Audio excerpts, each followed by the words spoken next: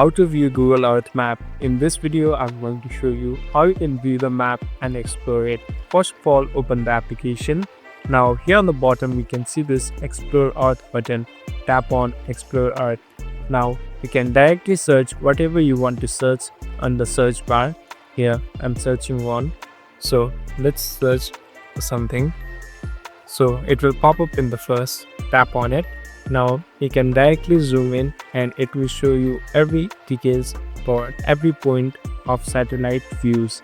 So you can zoom in and you can see all the 3D views including the place and the specification it has. So Google Earth basically provides you an advanced form of map view. Thank you for watching this video. I hope this video will help you.